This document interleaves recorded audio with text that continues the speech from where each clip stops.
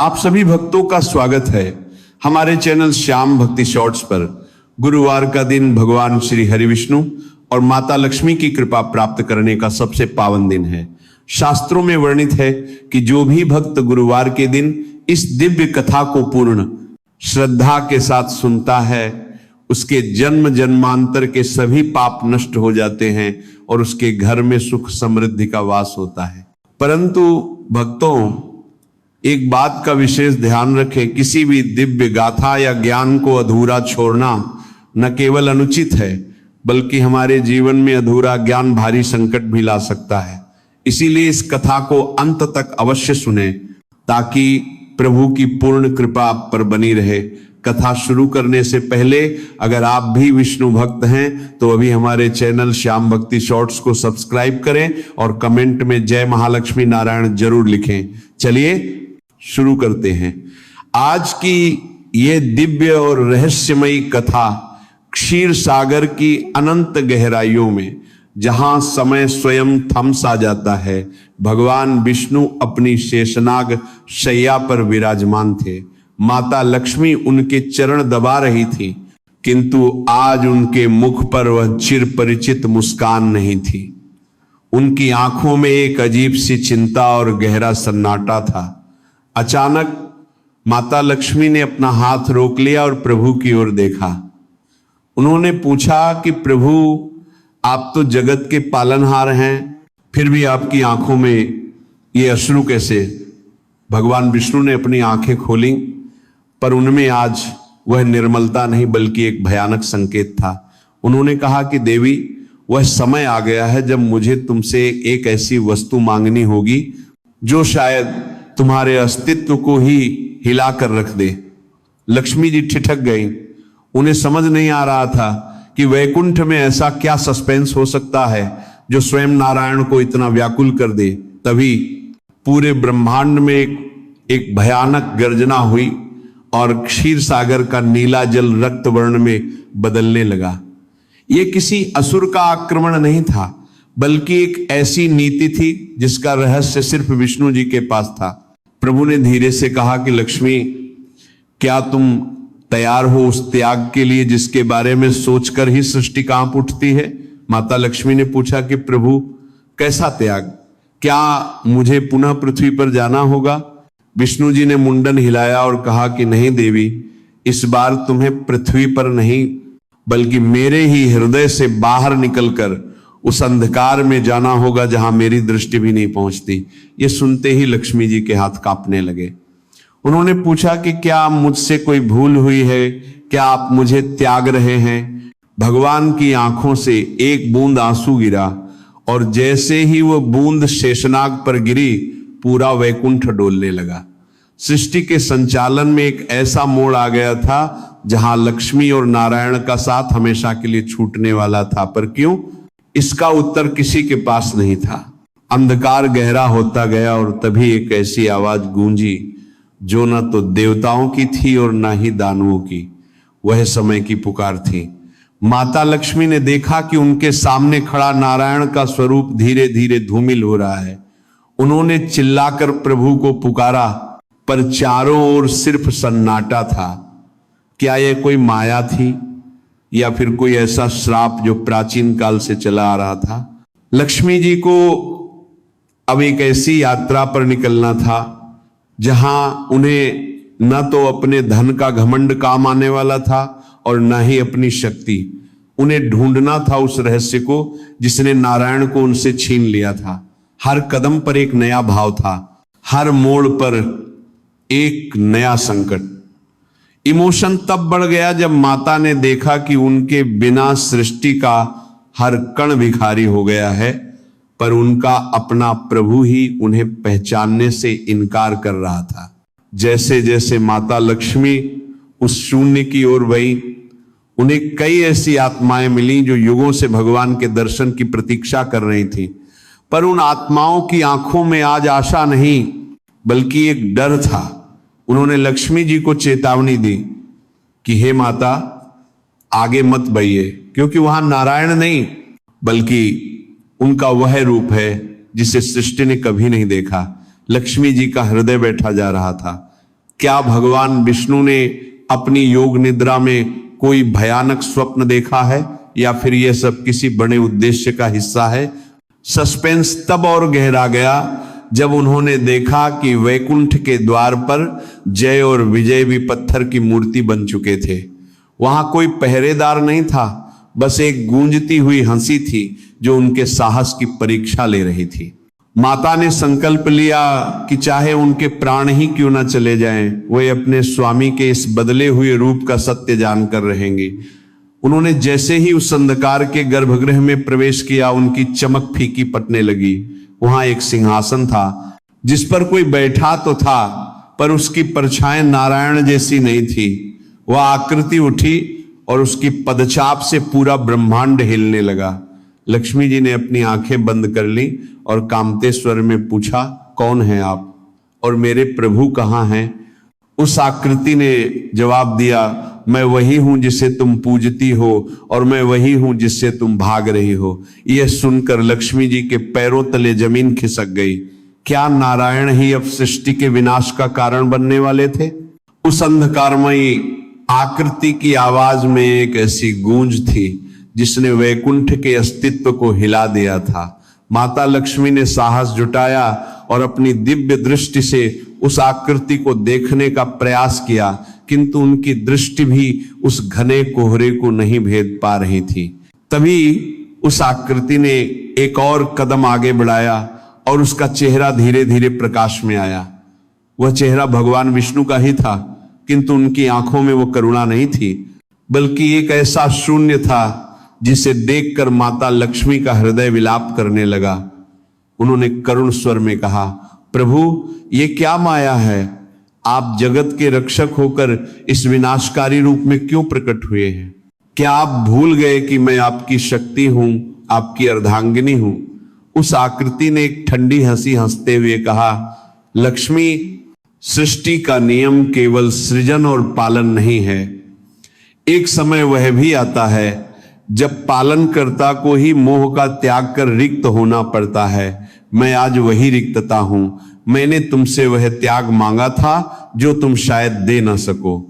माता लक्ष्मी की आंखों से अविरल अश्रु है, इन्हीं में इन तपोरी है, बहने लगे।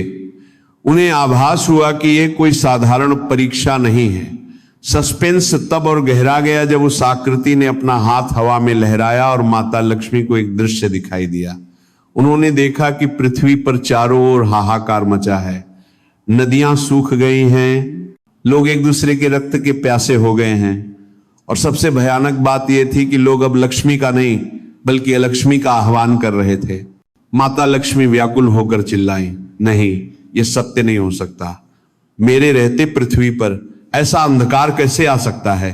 तब उस आकृति ने रहस्य से पर्दा उठाते हुए कहा, यही सत्य है देवी। जब मनुष्य केवल धन और अहंकार की लालसा करता है तो वह तुम्हारा वास्तविक स्वरूप भूल जाता है, और जब लक्ष्मी का अपमान होता है तो विष्णु का यह सौम्य रूप विलीन होकर महाकाल के उस मौन में बदल जाता है जहां केवल न्याय होता है, दया नहीं। माता लक्ष्मी को अब समझ आया कि नारायण उनसे दूर नहीं हुए थे, बल्कि मनुष्यों के पापों ने नारायण और लक्ष्मी के बीच एक ऐसी दीवार खड़ी कर दी थी जिसे लांघना स्वयं विधाता के लिए भी कठिन था। परंतु इस कथा में एक और बड़ा मौन आना बाकी था। अचानक उस अंधकारमय सिंहासन के पीछे से एक और दिव्य प्रकाश पुंज प्रकट हुआ। वह प्रकाश इतना तीव्र था कि माता लक्ष्मी की आंखें चौंधिया गईं। उस प्रकाश के भीतर से एक अत्यंत कोमल और परिचित स्वर आया, लक्ष्मी डरो मत। जिसे तुम देख रही हो वह मेरा क्रोध है जो सृष्टि के पापों से जन्मा है। यदि तुम मुझे पुनः प्राप्त करना चाहती हो तो तुम्हें इस क्रोध की अग्नि से होकर गुजरना होगा। माता लक्ष्मी ने देखा कि वह असली भगवान विष्णु थे जो अपनी ही परछाई के पीछे बंदी बना लिए गए थे। ये दृश्य देखकर माता लक्ष्मी के भीतर एक नई शक्ति का संचार हुआ। उन्होंने ठान लिया कि वह अपने स्वामी को इस अंधकार से मुक्त कराएंगी। उन्होंने पूछा, प्रभु मुझे क्या करना होगा? भगवान ने उत्तर दिया, तुम्हें उस लोक में जाना होगा जहां भावनाओं का कोई मूल्य नहीं, जहां केवल कर्मों का हिसाब होता है। तुम्हें एक साधारण नारी बनकर उस स्थान पर प्रेम का दीपक जलाना होगा जहां घृणा का साम्राज्य है। यदि तुम सफल हुई तो यह अंधकार मिट जाएगा, अन्यथा यह सृष्टि सदा के लिए इस शून्य में समा जाएगी। माता लक्ष्मी ने बिना सोचे उस भयानक शून्य में छलांग लगा दी। जैसे ही उन्होंने छलांग लगाई, वैकुंठ गायब हो गया और वह खुद को एक ऐसे निर्जन स्थान पर पाती हैं जहां न कोई पेन था, न जल और न ही कोई जीवित प्राणी। वहां केवल पत्थर थे और हवा में एक अजीब सी सिसकन थी। तभी उनके सामने एक वृद्ध व्यक्ति प्रकट हुआ जिसकी आंखों में पट्टियां बंधी थीं। उसने लक्ष्मी जी का मार्ग रोकते हुए कहा, ठहरो सुंदरी, यहां रूप और धन की कोई कीमत नहीं। यहां केवल वह जीतता है जिसके पास त्याग का साहस हो। क्या तुम अपना महालक्ष्मी का पद त्याग कर इस बंजर भूमि को हरा भरा कर सकती हो? उस वृद्ध व्यक्ति की आवाज में एक ऐसी भारीपन थी जैसे उसने युगों का बोझ उठा रखा हो। माता लक्ष्मी ने उसे ध्यान से देखा। उसके वस्त्र फटे हुए थे और उसके हाथों में एक खाली मिट्टी का पात्र था। माता लक्ष्मी ने अत्यंत विनम्रता से पूछा, हे तात, आप कौन हैं और इस वीरान लोक में आप क्या खोज रहे हैं? यहां तो न जीवन है और न ही आशा। वृद्ध ने एक ठंडी आह भरी और कहा, पुत्री, मैं इस लोक का रक्षक हूं जिसे विस्मृति का लोक कहा जाता है। यहां वही आता है जिसे संसार भूल जाता है या जिसे स्वयं भगवान त्याग देते हैं। तुम यहां जिस नारायण को खोजने आई हो वह यहां नहीं मिलेगा। यहां केवल वह मिलता है जो तुमने पीछे छोया है। माता लक्ष्मी के मन में एक गहरा संशय उत्पन्न हुआ। क्या प्रभु ने उन्हें किसी मायाजाल में उलझा दिया है? उन्होंने दृढ़ता से कहा, मेरे प्रभु कभी किसी को नहीं त्यागते। यदि मैं यहां हूं तो इसके पीछे भी उनकी कोई बड़ी योजना है। बताइए, मुझे इस भूमि को हरा भरा करने के लिए क्या करना होगा? वृद्ध हंसा और बोला, यह भूमि पत्थरों की नहीं बल्कि उन कठोर हृदयों की है जिन्होंने कभी दान नहीं किया, कभी प्रेम नहीं बांटा। यदि तुम इसे हरा भरा करना चाहती हो तो तुम्हें अपनी सबसे प्रिय वस्तु यहां दान करनी होगी। याद रहे, यहां स्वर्ण या रत्नों का कोई मूल्य नहीं है। लक्ष्मी जी सोच में पांग गई। उनके पास दिव्य आभूषणों के अलावा और क्या था?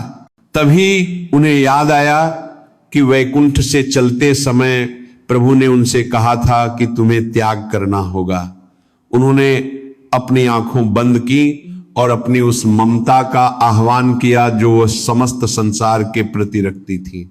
उन्होंने वृद्ध से कहा, तात, मैं अपनी ममता और अपने वैभव का अहंकार यहां त्यागती हूं। मैं इस बंजर भूमि को अपने आंसुओं से सींचने को तैयार हूं। जैसे ही माता लक्ष्मी ने यह कहा, उनके दिव्य वस्त्र एक साधारण तपस्विनी के वस्त्रों में बदल गए। उनके हाथों के स्वर्ण कंगन लुप्त हो गए और उनके पैरों में छाले पड़तने लगे।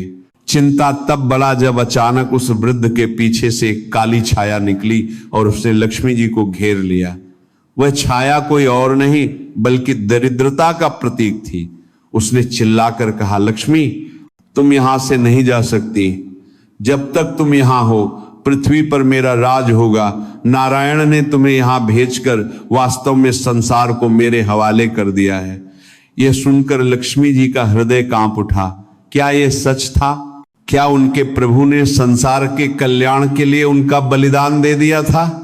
विरह और वेदना के इस क्षण में माता लक्ष्मी की आंखों से एक आंसू टपक कर उस सूखी भूमि पर गिरा।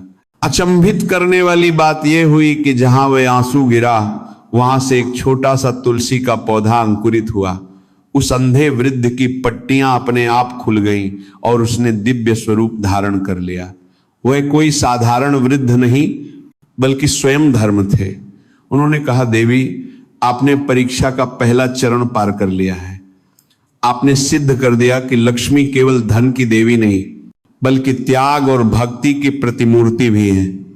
लेकिन तभी आकाशवाणी हुई और वह काली छाया और भी भयानक रूप धारण कर गई। आकाशवाणी ने कहा, अभी मार्ग शेष है।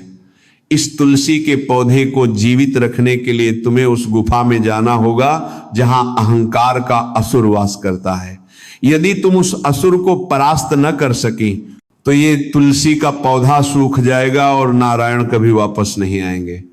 माता लक्ष्मी अब उस गुफा की ओर बढ़ने लगी जहां से भयंकर गर्जनाएं आ रही थी। हर कदम पर उन्हें आभास हो रहा था कि प्रभु उनके साथ नहीं है, और यही उनकी सबसे बड़ी परीक्षा थी, अकेले लड़ने की शक्ति। गुफा के भीतर का दृश्य और भी डरावना था। वहां हजारों की संख्या में वे लोग कैद थे जिन्होंने अपने जीवन में कभी भगवान का नाम नहीं लिया था। वे सब लक्ष्मी जी को अपनी ओर खींचने लगे। सस्पेंस और डर के उस माहौल में माता लक्ष्मी को अब अपने भीतर छिपी महाकाली के अंश को जागृत करना था, क्योंकि जहां लक्ष्मी का अपमान होता है वहां चंडी को प्रकट होना ही प्रकट है। गुफा के भीतर का अंधकार इतना घना था कि माता लक्ष्मी को अपने ही हाथ दिखाई नहीं दे रहे थे। जैसे जैसे वो आगे बढ़ी उन्हें सिसकियों और कराहने की आवाजें सुनाई देने लगी। अचानक गुफा की दीवारों से मशालें अपने आप जल उठी, लेकिन उनका प्रकाश पीला नहीं बल्कि रक्ताभ खून जैसा लाल था। सामने एक विशाल सिंहासन पर दंभासुर बैठा था जो अहंकार का साक्षात रूप था। उसने माता लक्ष्मी को देखते ही अट्टहास किया और बोला, आइए महालक्ष्मी, वैकुंठ का ऐश्वर्य छोकर इस नरक जैसी गुफा में आपका स्वागत है। सुना है आप यहां उस नारायण को खोजने आई हैं जिसे आपके ही अहंकार ने आपसे दूर कर दिया। माता लक्ष्मी चौंक गई। उन्होंने क्रोध और करुणा के मिश्रित स्वर में कहा, मिथ्या प्रलाप मत करो असुर, मेरा नारायण से संबंध अटूट है। अहंकार मुझ में नहीं बल्कि उन मनुष्यों में है जो धन पाकर अंधे हो जाते हैं। मैं यहां अपने प्रभु की आज्ञा से आई हूं। दंभासुर ने हंसते हुए एक दर्पण माता के सामने कर दिया। उस दर्पण में माता लक्ष्मी को अपना ही प्रतिबिंब दिखाई दिया, लेकिन वह प्रतिबिंब वैभवशाली नहीं बल्कि अत्यंत थका हुआ और मलिन था। असुर ने फुसफुसाते हुए कहा, देखो अपने आप को, तुम बिना नारायण के कुछ भी नहीं हो। तुम्हारी शक्ति, तुम्हारा सौंदर्य, तुम्हारा धन सब नारायण की परछाएं मात्र है। यदि वह नहीं तो तुम शून्य हो। क्या तुम्हें बुरा नहीं लगता कि जिस सृष्टि को तुम पालती हो वहां तुम्हारी स्वतंत्र पहचान क्या है? यह चिंता का वह क्षण था जहां माता लक्ष्मी के मन में एक क्षण के लिए आत्मसंदेह उत्पन्न हुआ। यही अहंकार की सबसे बड़ी चाल होती है, व्यक्ति को अपनी शक्ति पर संदेह कराना। गुफा की दीवारें हिलने लगी और वह तुलसी का पौधा जो बाहर लक्ष्मी जी के आंसुओं से उगा था धीरे धीरे मुरझाने लगा। यदि माता लक्ष्मी इस मनोवैज्ञानिक युद्ध में हार जाती तो ब्रह्मांड से करुणा का सदा के लिए अंत हो जाता। तभी माता लक्ष्मी को नारायण के वे शब्द याद आए, मेरे हृदय से बाहर निकलकर उस अंधकार में जाना होगा जहां मेरी दृष्टि भी नहीं पहुंचती। उन्हें बोध हुआ कि नारायण उन्हें नीचा दिखाने के लिए नहीं बल्कि उन्हें यह समझाने के लिए यहां भेजे हैं कि लक्ष्मी और नारायण अलग नहीं बल्कि एक ही सत्य के दो पहलू हैं। जैसे ही ये बोध हुआ, माता लक्ष्मी की देह से एक स्वर्णिम आभा निकलने लगी।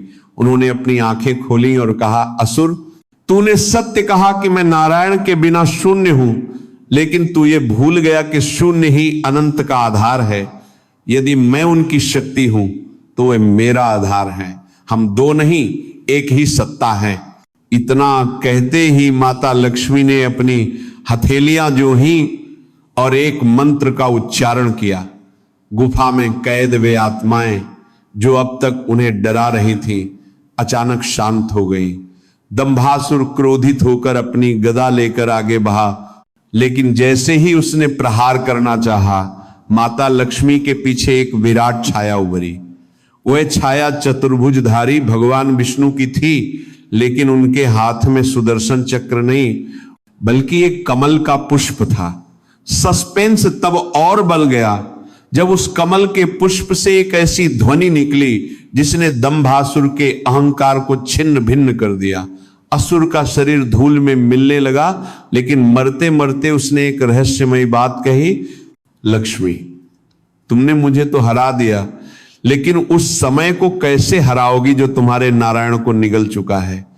असली परीक्षा तो अब शुरू होगी, जब तुम्हें स्वयं काल के गाल में उतरना होगा। गुफा ढहने लगी।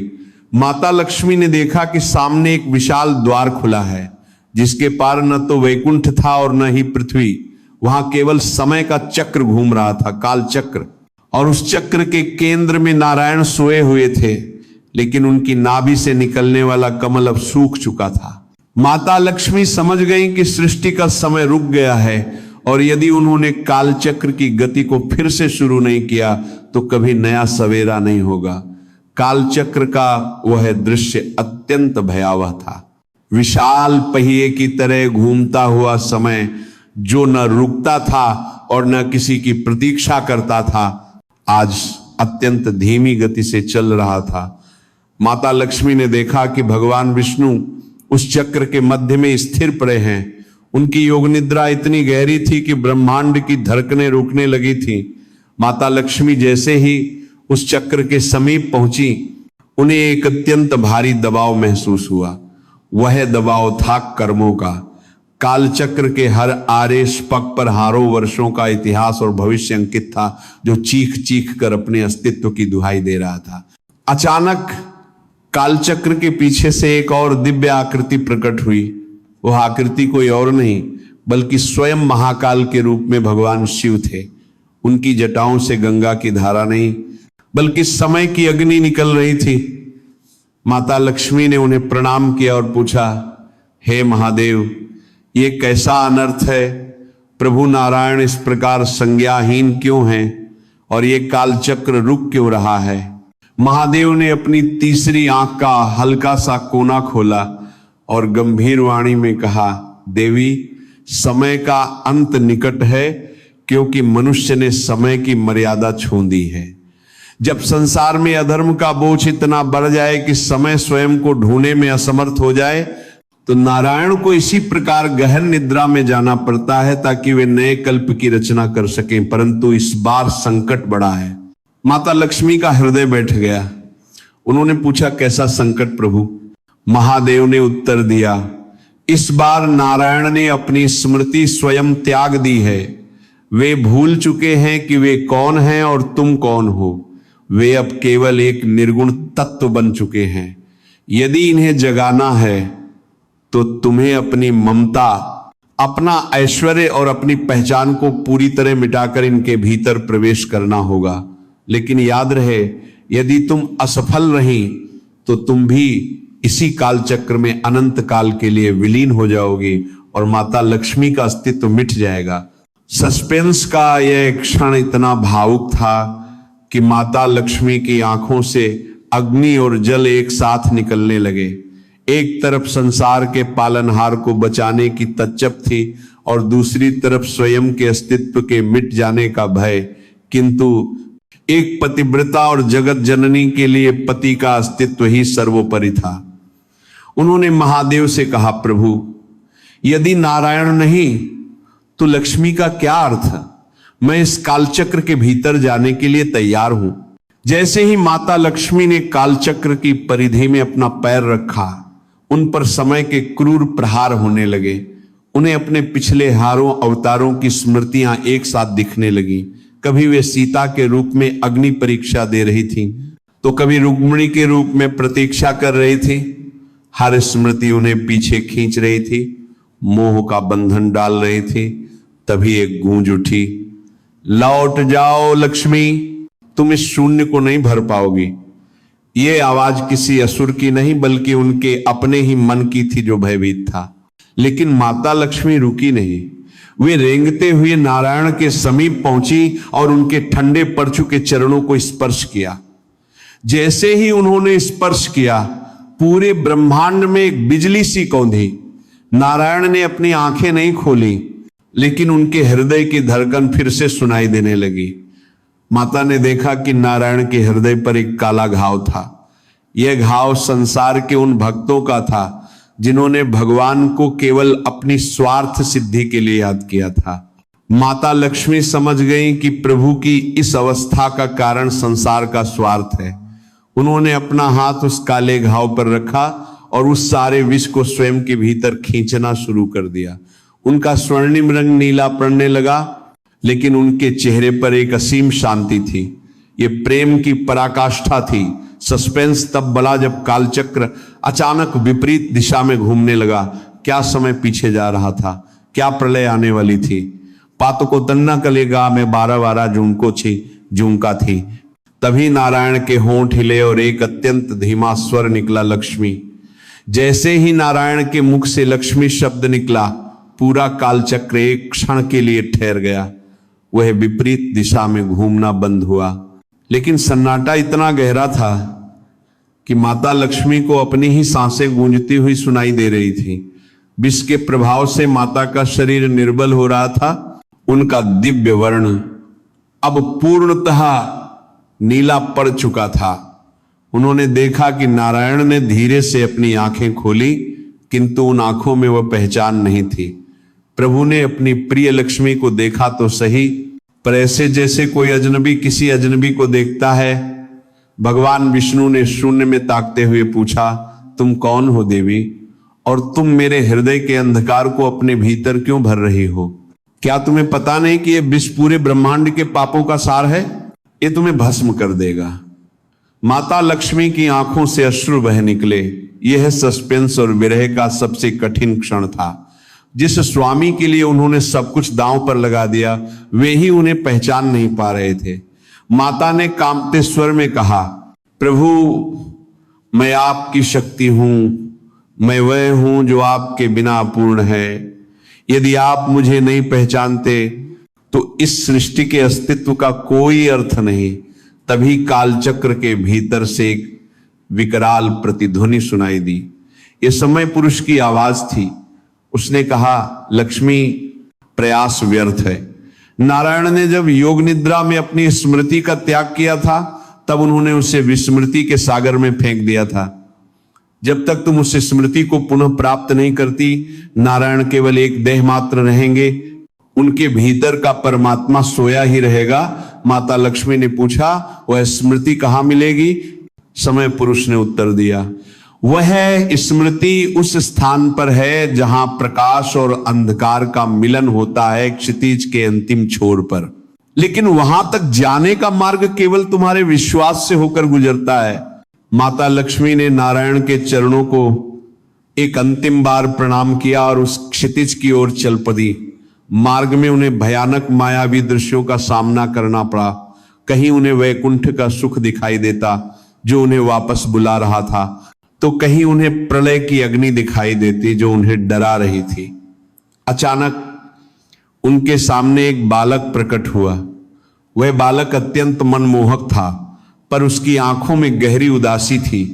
उसने लक्ष्मी जी का आंचल पकड़ लिया और कहा, मां, मत जाओ, आगे जो है वो तुम्हें मिटा देगा। तुम यहीं रुक जाओ, मैं तुम्हारा नया संसार बना दूंगा। माता लक्ष्मी रुक गई। उस बालक की आवाज में वैसी ही कशिश थी जैसी नारायण की आवाज में होती थी। क्या यह बालक स्वयं नारायण का कोई रूप था या फिर यह माया का कोई नया जाल? सस्पेंस तब बढ़ा जब उस बालक के पीछे का आकाश फटने लगा और उसमें से हारों की संख्या में वे असुर निकलने लगे जिन्हें भगवान ने युगों युगों में परास्त किया था। वे सब चिल्ला रहे थे, आज लक्ष्मी अकेली है, आज नारायण नहीं है उसे बचाने के लिए। माता लक्ष्मी ने अपनी आंखें बंद की। उन्हें समझ आया कि यह बालक उनकी ममता की परीक्षा ले रहा था और वे असुर उनके भय की। उन्होंने बालक के सिर पर हाथ रखा और कहा, पुत्र, यदि तू नारायण का अंश है तो तू मेरा मार्ग नहीं रोकेगा, और यदि तू माया है तो मेरा तेज तुझे सहन नहीं होगा। इतना कहते ही वह बालक एक दिव्य प्रकाश में बदल गया और वह प्रकाश माता को उस स्मृति के कलश तक ले गया। लेकिन वहां पहुंचते ही माता के होश उड़ गए। स्मृति का वह कलश एक ऐसे नाग के फन के नीचे था जिसके हारों सिर थे और जो शेषनाग से भी अधिक विशाल था। वह था अनंत अधर्म। उसने फुंकारते हुए कहा, लक्ष्मी, इस स्मृति को पाने के लिए तुम्हें अपने प्राणों की आहुति देनी होगी। क्या तुम तैयार हो? उस अनंत अधर्म नाग की फुंकार से पूरा ब्रह्मांड कांप रहा था। उसके हर फन से विषैली अग्नि निकल रही थी, जो माता लक्ष्मी के दिव्य तेज को निगलने का प्रयास कर रही थी। असुर नाग ने गर्जना की, लक्ष्मी, ये स्मृति कलश कोई साधारण वस्तु नहीं है। इसमें नारायण के वे सारे अनुभव हैं जब उन्होंने संसार के कष्टों को झेला है।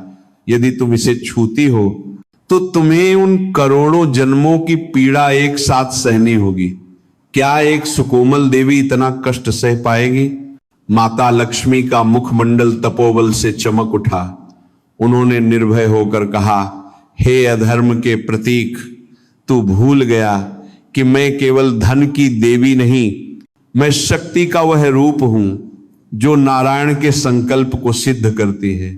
यदि मेरे स्वामी की स्मृति के लिए मुझे अनंत युगों का कष्ट सहना पड़े तो वह मेरे लिए सौभाग्य होगा। इतना कहकर माता ने जैसे ही उस कलश की ओर हाथ बढ़ाया, उस नाग ने उन पर भीषण प्रहार किया। किंतु सस्पेंस तब बढ़ा जब माता लक्ष्मी ने कोई शस्त्र नहीं उठाया, बल्कि वे ध्यान मुद्रा में बैठ गई। जैसे ही नाग का प्रहार माता के शरीर से टकराया, वह प्रहार फूलों की वर्षा में बदल गया। यह देखकर वह असुर चकित रह गया। माता लक्ष्मी ने अपनी आंखें खोली और कहा, अधर्म को बल से नहीं, केवल निस्वार्थ प्रेम और धैर्य से जीता जा सकता है। उनकी अटूट भक्ति देख वह विशाल नाग धीरे धीरे छोटा होने लगा और अंततः विलीन हो गया। माता ने उस स्मृति कलश को अपने हाथों में ले लिया, लेकिन जैसे ही उन्होंने उसे छुआ, उन्हें वह असह्य वेदना महसूस हुई जिसके बारे में नाग ने चेतावनी दी थी।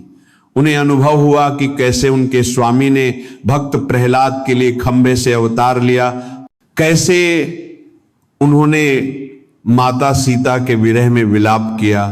उन सारे कष्टों के भार से लक्ष्मी जी की देह कांपने लगी, पर उन्होंने कलश को नहीं छोड़ा। वे उस कलश को लेकर वापस उस स्थान पर पहुंची जहां कालचक्र के मध्य में भगवान नारायण अचेत प्रे थे। महादेव शिव अभी भी वहां साक्षी बनकर खड़े थे। माता लक्ष्मी ने उस कलश का अमृत नारायण के मस्तक पर छीका। एक क्षण के लिए वहां ऐसा प्रकाश हुआ जैसे एक साथ हजारों सूर्य उदय हो गए हों। धीरे धीरे नारायण की आंखों में चेतना वापस आने लगी। उन्होंने अपनी दृष्टि माता लक्ष्मी पर डाली। इस बार उनकी आंखों में वह अजनबीपन नहीं था, बल्कि वही पुरानी करुणा और अथाह प्रेम था। प्रभु नारायण उठकर खड़े हुए और उन्होंने माता लक्ष्मी का हाथ थाम लिया। उन्होंने मधुर स्वर में कहा, देवी, तुमने आज वह कर दिखाया जो देवताओं के लिए भी असंभव था। तुमने सिद्ध कर दिया कि लक्ष्मी और नारायण केवल नाम नहीं, बल्कि अटूट विश्वास के दो स्तंभ हैं। वैकुंठ फिर से जगमगा उठा, शेषनाग की शैया पुनः सज गई और क्षीर सागर का जल फिर से दुग्ध जैसा श्वेत हो गया। किंतु कहानी यहां समाप्त नहीं हुई। सस्पेंस का एक अंतिम और सबसे बड़ा पर्दा अभी उठना बाकी था।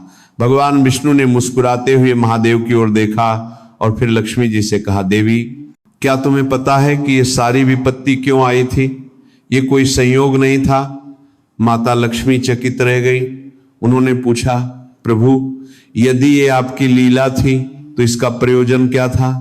नारायण ने गंभीर होकर कहा, संसार में एक भ्रम फैल गया था कि लक्ष्मी केवल वहीं वास करती है जहां सुख और ऐश्वर्य होता है। मुझे संसार को यह दिखाना था कि मेरी लक्ष्मी केवल महलों की रानी नहीं, वह तपस्विनी है जो अपने भक्त और अपने स्वामी के लिए नरक के द्वार तक जाने का साहस रखती है। आज से गुरुवार का यह दिन केवल मेरी पूजा का नहीं, बल्कि तुम्हारे इस महान त्याग और हमारी अटूट शक्ति के विजय का प्रतीक माना जाएगा। वैकुंठ की आभा अब पहले से कहीं अधिक दिव्य हो चुकी थी। भगवान विष्णु और माता लक्ष्मी पुनः अपनी शेषनाग शैया पर विराजमान थे। समस्त देवगण, गंधर्व और ऋषि मुनि इस अलौकिक मिलन के साक्षी बन रहे थे। तभी देवर्षि नारद ने आगे बिककर प्रभु के चरणों में प्रणाम किया और एक प्रश्न पूछा जो आज के समय में हर मनुष्य के मन में है। नारद जी ने कहा, हे नारायण, हे महालक्ष्मी, आप दोनों की यह विरह और मिलन की गाथा सुनकर मेरा रोम रोम पुलकित है। किंतु प्रभु, आने वाले समय में जब पृथ्वी पर कलयुग का घोर अंधकार छाएगा, जब मनुष्य का मन स्वार्थ, लोभ और अहंकार से भर जाएगा, तब वे आपकी शक्ति को कैसे पहचानेंगे? जो भक्त निर्धन है, जो संकटों से घिरे हैं, उनके लिए इस कथा का क्या फल होगा? नारायण ने मंद मंद मुस्कुराते हुए माता लक्ष्मी की ओर देखा और बोले, नारद, तुमने अत्यंत उचित प्रश्न किया है। कलयुग में मनुष्य का जीवन अल्प होगा और कष्ट अधिक, इसलिए आज मैं और लक्ष्मी मिलकर इस संसार को एक वरदान देते हैं। भगवान ने घोषणा की कि जो भी भक्त गुरुवार के दिन शांत चित्त होकर इस लक्ष्मी नारायण दिव्य कथा का श्रवण करेगा या इसे दूसरों तक पहुंचाएगा, उसके जीवन से दरिद्रता और अशांति का सदा के लिए नाश हो जाएगा। माता लक्ष्मी ने भी अपना वरद हस्त वरदान देने वाला हाथ उठाते हुए कहा, जो भक्त इस कथा को पूरा सुनेगा उसे न केवल धन की प्राप्ति होगी बल्कि उसके परिवार में प्रेम और सामंजस्य भी बना रहेगा। अधूरा ज्ञान जिस प्रकार संकट लाता है, उसी प्रकार इस कथा को बीच में छोड़ने वाले का मन चंचल रहेगा, किंतु जो पूर्ण श्रद्धा से इसे अंत तक सुनेंगे, मैं स्वयं उनके घर के द्वार पर दस्तक दूंगी। कथा के अंत में एक अत्यंत भावुक क्षण आया जब माता लक्ष्मी ने प्रभु से पूछा, स्वामी, क्या भविष्य में हमें फिर कभी अलग होना पड़ेगा? नारायण ने उत्तर दिया, देवी, हम कभी अलग हुए ही नहीं थे। वह तो बस एक दर्पण था जो संसार को यह दिखा रहा था कि जहां कर्म शुद्ध होते हैं और जहां प्रेम निस्वार्थ होता है, वहां नारायण को लक्ष्मी के पीछे पीछे आना ही पड़ता है। वैकुंठ में शंखों की ध्वनि गूंज उठी और पुष्पों की वर्षा होने लगी। यह कथा हमें सिखाती है कि जीवन में चाहे कितना भी अंधकार क्यों ना आ जाए, यदि हमारा विश्वास अटूट है तो हम स्वयं भगवान को भी उनके मौन से जगा सकते हैं। भक्तों, यह थी भगवान विष्णु और माता लक्ष्मी की वह गुप्त और दिव्य कथा जो हमारे भीतर के अंधकार को मिटाने की शक्ति रखती है। आशा है कि श्याम भक्ति शॉर्ट्स की यह प्रस्तुति आपके हृदय को स्पर्श कर गई होगी। याद रखिए, गुरुवार का ये पावन दिन व्यर्थ न जाने दें। इस वीडियो को अपने मित्रों और परिवार के साथ साझा करें ताकि प्रभु की कृपा उन पर भी बनी रहे। हमारे चैनल श्याम भक्ति शॉर्ट्स को सब्सक्राइब करना न भूलें और कमेंट बॉक्स में अपनी प्रार्थना लिखकर जय श्री हरि अवश्य कहें। प्रभु आपकी सभी मनोकामनाएं पूर्ण करें।